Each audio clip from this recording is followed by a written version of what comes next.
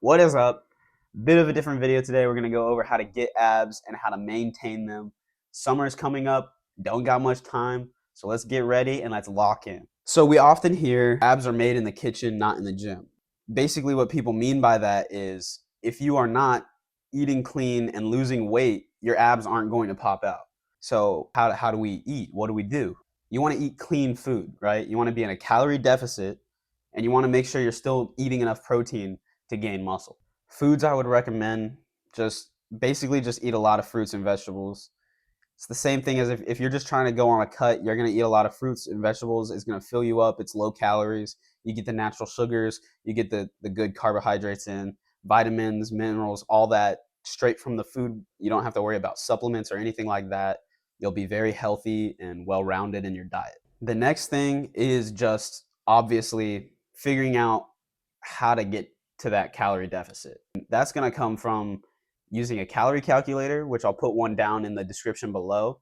So we know that about 3,500 calories is going to be a pound a week. In your head, think about it and be like, all right, how much weight do I want to lose? If you want to lose about a pound a week, 500 calorie deficit is going to get you there. You're going to see a lot of progress pretty fast. You're going to, especially on the scale, you're going to see it, but you'll start to see that your body starts changing pretty soon, maybe a month or two in, and you're going to see a big difference. So for abs, you don't need to do a lot of ab work. Too much ab work might make your abs stick out too far. If you don't have a very developed physique, you don't want your abs to be sticking out farther than your chest. You don't want your abs to look like they're the biggest muscle on your body. Then you have to wait for the rest of your body to catch up, which isn't really a bad thing, but you want to have a well-rounded physique as you're growing.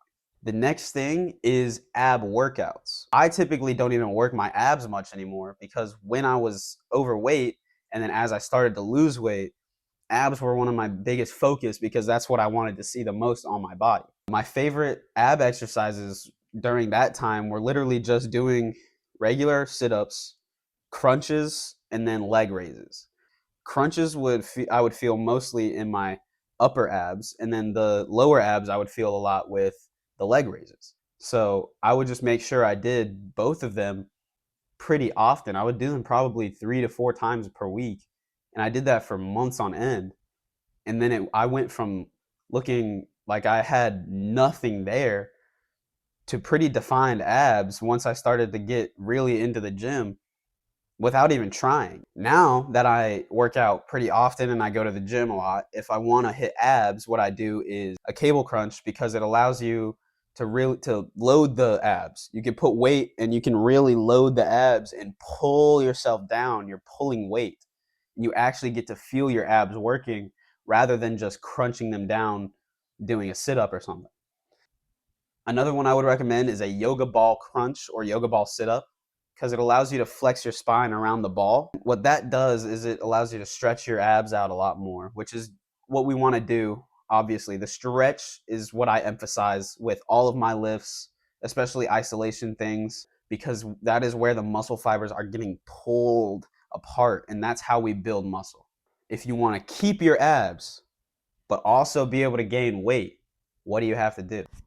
All you have to do is just a slight surplus. Don't try to gain a pound. Don't try to gain 2 pounds per week.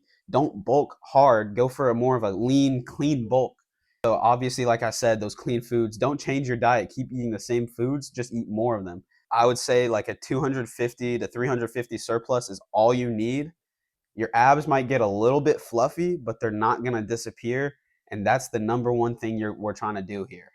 I tried to keep it pretty simple. I don't really have anything else to say, but like I said, down in the description, go check out that calorie calculator, figure your stuff out, track your calories for like a week, figure out how much you're eating, and then from there you can create a good plan for yourself. You don't have to track your calories every day. You don't have to make it a thing that's super hard and difficult to stick with. Just have fun with it. Calories in, calories out. Just keep it simple, keep the diet clean. You got this. Peace.